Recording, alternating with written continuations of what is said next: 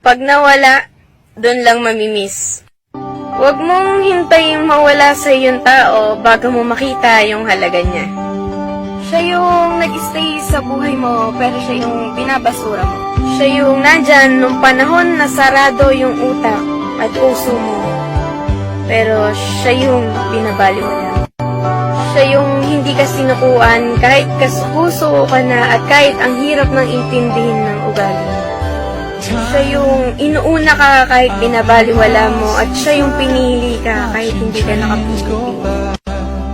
Pero ito tatandaan mo ha. Pag yan taong yan may nagbigay ng atensyon na gaya ng ginagawa niya at patuloy mo siyang binabaliwala, maniwala ka sa akin. Isa lang sasabihin at sasabihin mo, mali ako ng sinayang na tao.